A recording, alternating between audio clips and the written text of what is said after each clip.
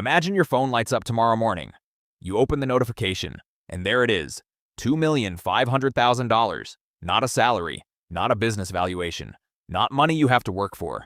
$2.5 million, sitting in your account. You stare at it, you refresh the screen. Same number, you close the app. Open it again, still there. And now you have a problem nobody prepares you for. Because getting $2.5 million sounds like the end of your financial problems. It isn't. It's the beginning of a much more interesting question. What are you going to do with it? And to see what that question really means, look at two people. We'll call them Daniel and Ethan. Same age, same $2.5 million, same morning. Almost completely different lives 5 years later. Daniel sees the number and immediately starts thinking about what the money can buy. The house comes first, not because his current house is bad, because now he can afford the house he used to drive past. So he buys it. $850,000. Then comes the car. He has been driving the same 10-year-old sedan for years. Now the salesman asks him a question he has never been able to answer before. What kind of monthly payment are you comfortable with? Daniel laughs. For the first time, the payment doesn't really matter. So he buys the car, then the furniture, then the kitchen renovation, then the vacation, then the watch, then the restaurants that used to be reserved for birthdays. None of these decisions feel irresponsible. That's the dangerous part. Every purchase has an explanation. The house is an investment. The car is safer. The renovation adds value. The vacation is something he's always wanted. The watch will last forever. The dinners are about enjoying life. And Daniel is right. He is enjoying his life. For the first time, money has stopped telling him no. But something else has happened. Money has started telling him yes. To everything. Ethan gets the exact same $2.5 million. He has the same reaction. He sits there, stares at the number, and then he does something Daniel doesn't. He waits. No house, no new car, no announcement, no Instagram post, nothing. For 30 days, Ethan changes almost nothing about his life. He keeps driving the same car, keeps living in the same apartment, keeps making coffee at home, keeps going to work, and people around him have no idea that he has $2.5 million sitting behind his name. Because Ethan understands something Daniel doesn't. The first job of a large amount of money is not to make your life look different. It's to make your life more difficult to destroy. So Ethan starts dividing the money. Some goes into diversified investments. Some stays in safer, highly liquid assets. He sets aside enough cash that an emergency doesn't require him to sell investments at the worst possible moment. And then he does something that looks almost boring. He calculates what the money can actually do. At a hypothetical 4% annual withdrawal rate, $2.5 million represents about $100,000 a year. That's roughly $8,333 a month before taxes. Ethan doesn't look at that number and think, I'm rich. He thinks, I don't have to make desperate decisions anymore.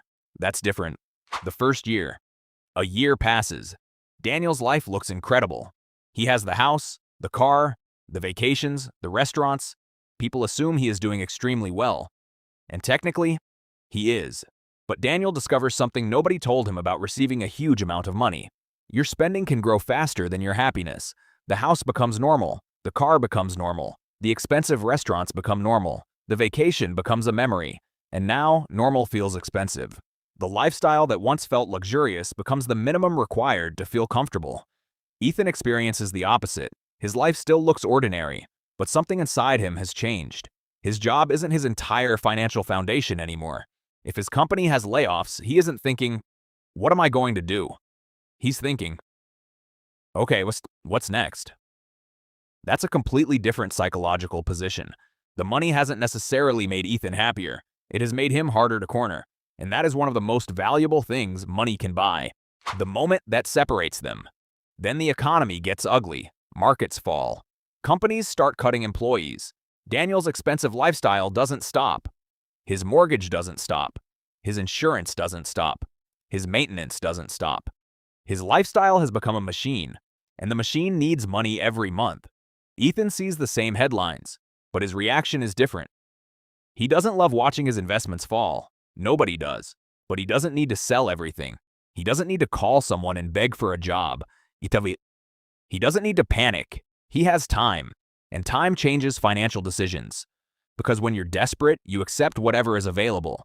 When you're financially secure, you can wait for what's right. That's the hidden power of the $2.5 million. Not the car, Not the mansion, not the vacation, the ability to say no. 5 years later, now go forward 5 years. Daniel still has a beautiful life. But most of the $2.5 million has been converted into things that cost money to maintain. His house is worth more.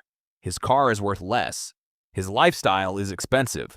And the money that once felt enormous has become strangely ordinary.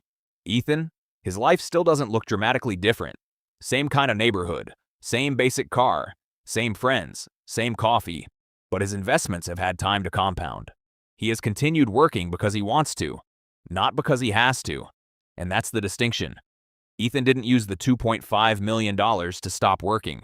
He used it to make sure working was a choice. Daniel bought things that made his life bigger. Ethan bought something much less visible. Margin. Margin between his income and his expenses. Margin between a bad job and no job. Margin between an emergency and a catastrophe. Margin between wanting something and needing it. That margin doesn't photograph well, but it changes everything. The part nobody talks about. Here's what makes this uncomfortable.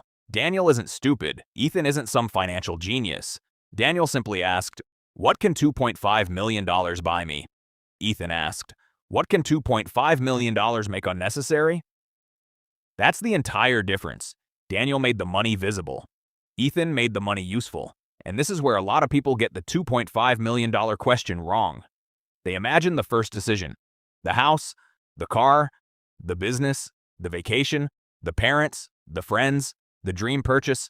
But the real test isn't what you do on day one.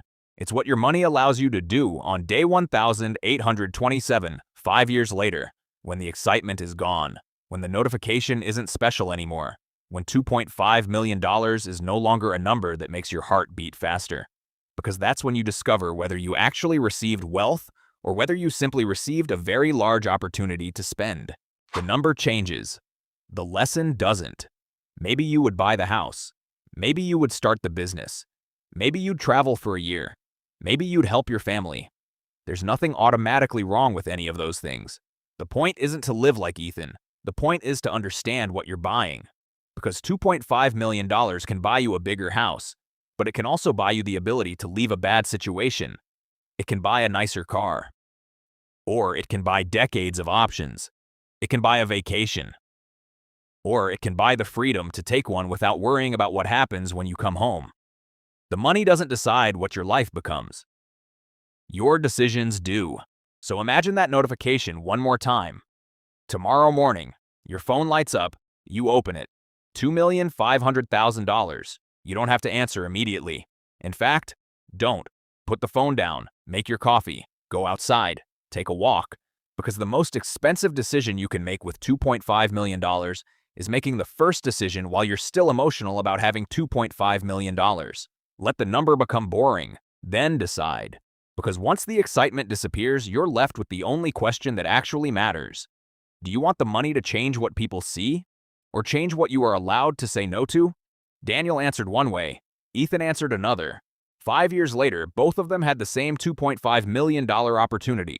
Only one of them turned it into something that could keep working long after the excitement was gone. And maybe that's what receiving $2.5 million would really test. Not your ability to spend it, your ability to leave enough of it alone, so it can change your life without having to announce that it did.